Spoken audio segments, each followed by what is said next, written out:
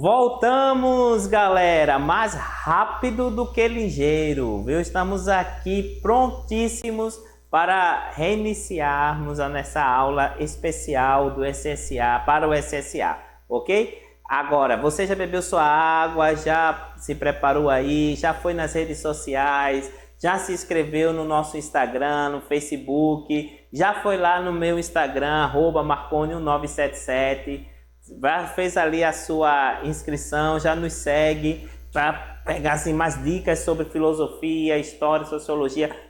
É o momento que você tem aí para fazer tudo isso, porque agora é a hora de pegar o caderno e fazer as anotações para que você possa ter uma prova assim 10. É o momento de 10 na sua frente, daquele sonho sendo realizado, tá bom? Vamos juntos, misturados, porém não esqueçam, ainda não podemos ficar aglomerados. Vamos juntos?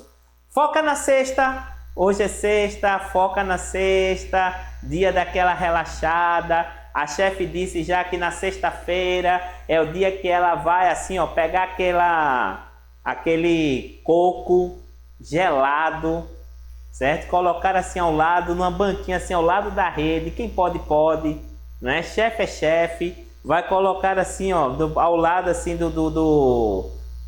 né, da rede. Colocar aquele sonzinho e balançar de um lado para o outro tomando água de coco. Olha aí, ó. Foca na sexta, galera. E vamos juntos no SSA. Vamos para a primeira pergunta. Aqui tem um filme chamado Metrópolis, uma cena de um filme que foi feito em 1927. Eu não era nascido ainda, não sei se a nossa intérprete já era nascida, né, nessa época. Não sei, né? De repente, pode ser que sim, pode ser que não. Não sei se você já era nascido, mas nessa época, o filme Metrópolis, ele traz algo bem interessante que pode ser levado para uma questão filosófica. Que questão é essa? Vamos tentar descobrir? Essa pergunta estava no SSA do ano passado. Vamos juntos. Ele pede para que nós façamos a leitura da imagem e do texto. Qual é a leitura da imagem que você faz aí desse filme, né? Chamado Metrópolis. Vamos entender um pouquinho o filme? O filme Metrópolis, lançado pelo lendário diretor austríaco Fritz Lang em 1927, retrata uma cidade fictícia do futuro, dividida em dois grupos. De um lado, os dirigentes, que são ricos industriais, vivem na superfície da cidade e desfrutam dos benefícios da tecnologia. De outro, os operários que vivem nos subterrâneos e apenas sobem até a cidade para trabalhar na produção de energia em imensas máquinas. É muito claro que Fritz Lang se inspirou numa importante teoria filosófica, política e social para desenvolver esse filme, ou para desenvolver o seu filme. E aí? Que teoria é essa? Quando você começou a observar a imagem e fazer a leitura, qual foi a teoria que veio à sua mente? Ele aqui nos traz 5 opções para que nós identifiquemos quais são ou qual foi essa teoria, certo? A primeira é a chamada teoria da luta de classes, que foi desenvolvida por Karl Marx. E aí, será? A segunda é a teoria do poder burocrático, que foi desenvolvida por Max Weber. A terceira, teoria do mito da caverna, desenvolvida por Platão. A quarta, teoria do homem como lobo do homem, desenvolvida por Thomas Hobbes. E a quinta, teoria do contrato social, desenvolvida por Jean-Jacques Rousseau. O que é que vocês acham? Qual das 5 teorias podem ser retratadas pelo filme Metrópolis? Vamos tentar ver um pouquinho aqui?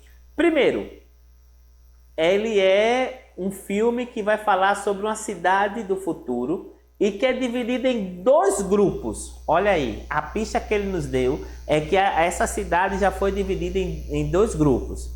De um lado, ricos industriais, que vivem na superfície da cidade e que desfrutam de quê? Da tecnologia, desfrutam do poder, desfrutam daquilo que a sociedade industrializada, que a sociedade capitalista pode trazer ao ser humano. Do outro lado, há pessoas que vivem à margem da sociedade, pessoas que trabalham para produzir aquilo que os ricos vão usufruir. E aí, deu para ter uma ideia de qual é a teoria certa? Muito bem, a nossa amiga que é intérprete, ela disse que quem acertar, ela vai dar uma caixa de chocolate, viu? Vai dar uma caixinha de chocolate aí, a nossa intérprete. Pode pedir aí para ela aí, entra no Instagram dela e diz, ó, minha caixa de chocolate. Eu acho, não sei vocês, mas eu acho que é a letra A. Não há não, porque vejam as coincidências. Se dá ricos, pobres, proletariados, não é? Pessoas que vivem à margem da sociedade, pessoas que produzem bens, serviços para os mais ricos, para os abastados, que vivem de forma subterrânea, ou seja, não vivem, vivem dependentes de um sistema altamente tecnológico, tão completamente capitalista. Eu apostaria na letra A. O que é que vocês acham? Vamos ver? Para que a gente chegue a essa conclusão, eu quero começar antes a analisar com vocês um pouquinho, para que a gente vai voltar aqui àquela questão do conhecimento político, da filosofia política. E você pode perguntar, o que é política? Professor, para a gente chegar a essa questão, precisa passar por aqui? Claro. Por quê? Para que você possa ter uma ideia de como esse sistema político, esse desenvolvimento do sistema político combatido ou demonstrado no filme Metrópolis pode influenciar de forma tão direta as pessoas e, consequentemente, a sociedade. Então, vamos lá. Aristóteles, eu vou pegar aqui o pensamento de 3 filósofos. Aristóteles, Bobbio e outros 2, chamados Lausvel e Kaplan. Aristóteles, ele dizia que a política era uma continuação da ética. Só que essa ética agora aplicada ao coletivo, aquilo que ele vai chamar de vida pública. Então, o objetivo do governo seria o quê? Trazer ou propiciar uma melhor maneira da sociedade viver. Consequentemente, o que é que eu posso dizer? Política, na visão de Aristóteles, seria um modo de vida adequado trazido para a sociedade. Então, coloque isso aí. Aristóteles, modo de vida adequado para a sociedade. Isso seria política. Bobbio, Norberto Bobbio, ele fala de um conceito moderno de política. E esse conceito moderno está relacionado ao poder. Ao poder. É interessante, você dá uma olhadinha lá nas aulas anteriores do EducaPEC, tem uma aula que eu toco muito nesse assunto do pensamento de Bobbio. Ele que é um filósofo italiano. Ele diz o seguinte, que precisamos tirar, segundo Bobbio, essa ideia dos poderes, né? Executivo, legislativo, judiciário. Na visão de Bobbio, os poderes são político, econômico e religioso. O que seria o poder? O poder tem a ver com controle.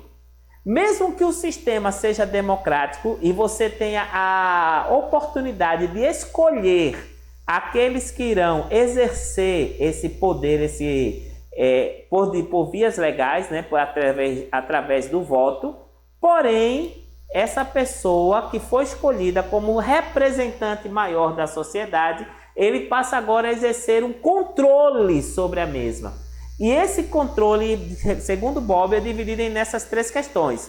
Controle ou poder político, controle ou poder econômico e controle ou poder religioso. E muitas vezes esse controle, esse poder religioso, ele é controlado de forma plena, de forma total, do político sobre a religião. E a religião se torna uma via, ela é utilizada para exercer assim um sistema político ou até mesmo um sistema econômico, exercer o controle sobre a sociedade. Eu quero até abrir aqui um parâmetro, você vê muito isso na ditadura aqui no Brasil, por exemplo, quando uma das maiores forças para a implementação da ditadura foi a própria religião, tanto a religião católica como a religião evangélica, e muitas delas com defesas diretas e com pessoas, líderes religiosos, que começaram a exercer poder dentro desse sistema ditatorial que foi exercido no Brasil de 1964 a 1985, ok? Muito bem. Os outros dois pensadores falam que a política é como se fosse um processo de formação, distribuição e exercício do poder. Essas são as três visões. E a partir daí, também foi identificada a política como sendo um poder do ser humano sobre a natureza para a transformar e o poder do ser humano sobre outros seres humanos, que a gente vai chamar isso de poder social. Deu para compreender aqui? Muito bem. Karl Marx, agora que você entendeu o que é política, vamos ver agora o pensamento de alguns desses políticos, né? De alguns desses pensadores da filosofia política. Karl Marx, ele desenvolveu aquilo que nós vamos chamar de socialismo científico, que ele é baseado em análises científicas e com leis de funcionamento. E isso levou a um materialismo histórico, que é a luta, né? A história, segundo ele, sempre mostra que o ser humano ele viveu numa luta de classes, numa luta de supremacia. E essas lutas de classes ele chamou de burguesia, certo? E de o proletariado, que são os explorados e os exploradores. Explorados e os exploradores.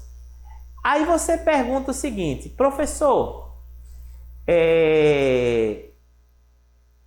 muito se discute hoje nessa visão defendida, né, de Karl Marx. A partir daí se desenvolveu o comunismo, começou a crescer, começou a se desenvolver, começou a se espalhar, houve momentos de quedas, de fraquezas, houve um sistema ditatorial muitas vezes por trás de sociedades comunistas e assim por diante. Mas é interessante que esses dias eu conversava com alguém e disse o seguinte, alguém que questionava, né, essa visão dessas lutas de classes, que não poderia ser dessa forma, que não poderia ser assim, etc. E eu fiz a seguinte pergunta, olha, me diz uma coisa, será que você ou eu, será que nós gostaríamos de ser explorados ao máximo por aqueles que são os nossos, ou que são os nossos empregadores, por exemplo? Ou quando há uma exigência a mais, nós já pedimos clemência, ou já reclamamos, ou já começamos a querer que as coisas sejam diferentes.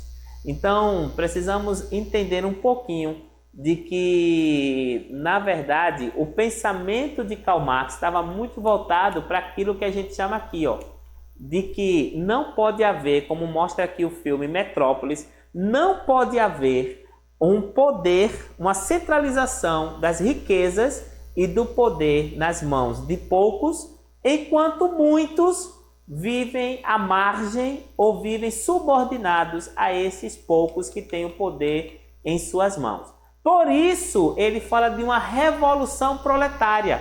O que seria a revolução proletária? Que seria uma forma de uma mudança radical da sociedade. Ele chega até a dizer o seguinte, não é a consciência dos humanos que determina o seu ser, é o seu ser social que, inverosimamente, determina a sua consciência. O homem como ser social, o homem como aquele que precisa aprender a compartilhar e que não pode ser dominado e que não pode ser afligido por aqueles que estão superior a eles, certo? Então, a que teoria a imagem e o texto se refere? É claro que é a teoria da luta de classes desenvolvida pelo filósofo e pensador Karl Marx, ok? Muito bem. Quando a gente fala um pouquinho, eu quero que você pare aqui e reflita um pouco comigo. Professor, antes do senhor continuar, lá no manual fala um pouquinho sobre essa questão de cidadania, cidadão e o exercer cidadania. O que seria isso? Inclusive, professor, eu preciso saber sobre isso aí para poder até facilitar as respostas das questões, etc. Então vamos lá. Quando eu falo sobre cidadania, o que seria cidadania? O que seria um cidadão e o que significa exercer cidadania? A cidadania é quando você ter o chamado exercício daquilo que são seus direitos e seus deveres, tanto do ponto de vista civil, como do ponto de vista político, como também do ponto de vista social. E esses direitos e esses deveres são postos através de quê? Através da Constituição Federal. Então eu posso dizer o seguinte, que eu, Marconi, eu tenho direitos adquiridos pela Constituição e tenho deveres que me são também impostos, ok? Por essa Constituição. E esses deveres e esses direitos é que me faz desenvolver a cidadania e estar apto para também estar em coletivo, porque a partir do momento que todos começam a ter direitos e deveres e todos começam a respeitar os direitos e cumprirem seus deveres, consequentemente a sociedade ela vai viver de uma forma mais propensa para aquilo que é certo, ok? O que é um cidadão? Simples. Se a cidadania são os meus direitos e os meus deveres, aquilo que eu posso fazer e aquilo que eu não posso, o cidadão é aquela pessoa que vive de acordo com aquilo que é pedido a ele. É uma pessoa que cumpre seus direitos, certo? E uma pessoa que cumpre seus deveres e uma pessoa que busca pelos seus direitos, ok?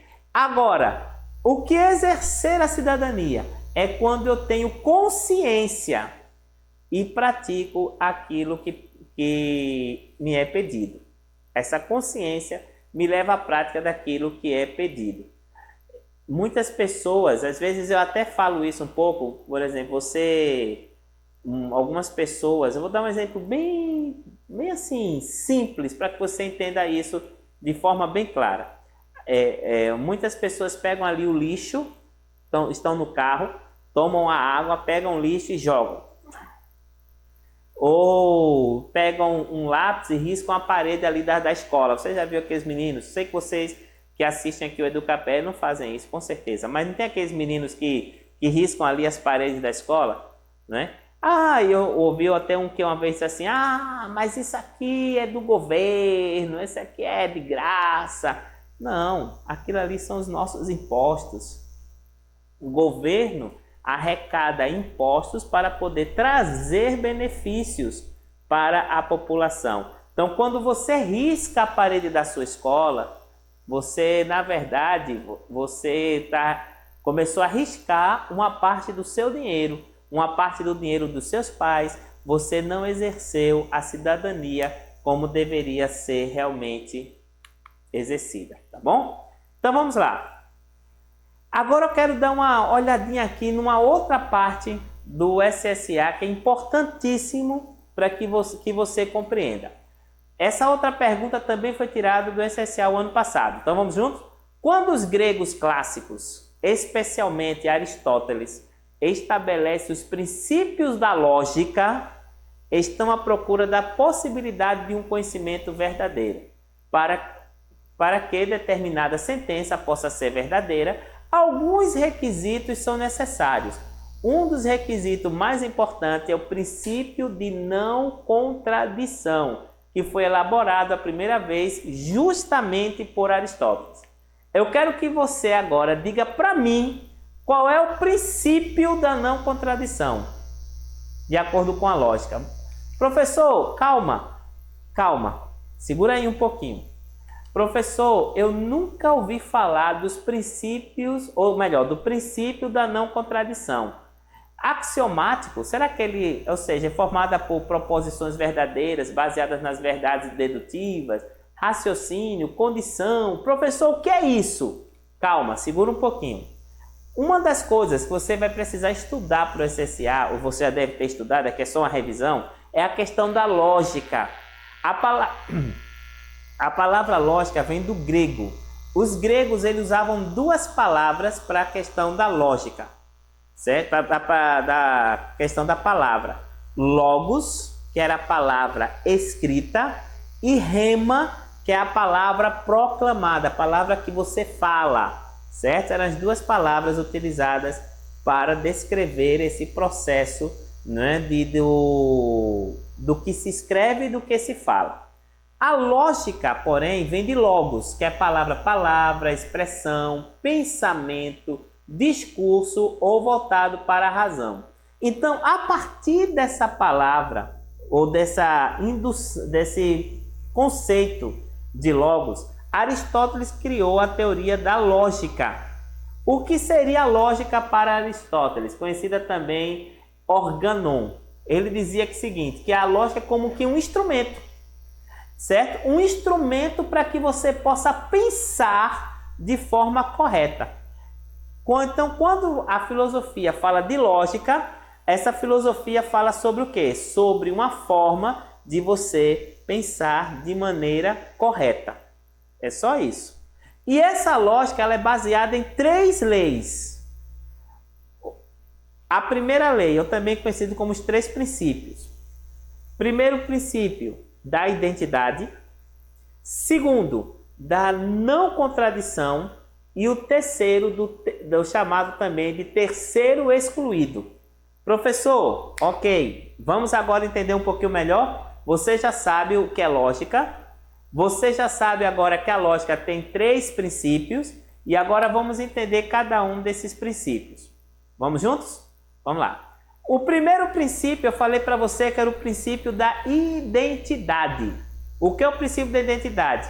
Uma proposição só é verdadeira, uma proposição verdadeira é verdadeira e uma proposição falsa é falsa. Aquilo que é verdadeiro é verdadeiro e aquilo que é falso é falso. O princípio da não contradição. Uma proposição, ela não pode ser verdadeira e falsa ao mesmo tempo. E o princípio do terceiro excluído diz que algo só será verdadeiro ou será falso. Não há uma outra possibilidade. Então, por isso que a resposta correta é a letra C. Não se pode afirmar e nem tampouco negar ao mesmo tempo e sobre o mesmo aspecto, o mesmo caráter de uma mesma coisa. Em outras palavras, uma proposição não pode ser verdadeira e falsa ao mesmo tempo ou simultaneamente. Tá bom? Deu para entender esse aspecto aqui agora? Deu para captar? Não se pode afirmar e negar ao mesmo tempo e sobre o mesmo aspecto, o mesmo caráter de uma mesma coisa.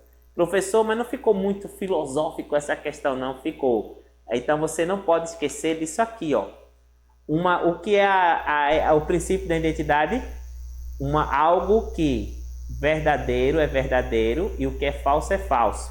Não contradição. Não pode ser verdadeiro e falso ao mesmo tempo. Terceiro excluído, ou é verdadeiro ou é falso. Não existe outra possibilidade, tá bom? E quando isso acontece, e aqui ele pergunta qual é o princípio, pelo princípio da não contradição, significa que não se pode afirmar e negar e ao mesmo tempo, ao mesmo aspecto, o mesmo caráter de uma mesma coisa. Em outras palavras, ou é falso ou é verdadeiro. Não podem estar os dois juntos, não podem estar os dois misturados, tá bom? Agora chegou o momento de você ir beber a sua água, que eu também vou beber a minha água para nós voltarmos. Fechado? Beijão, galera. Daqui a pouco a gente volta. Tchau.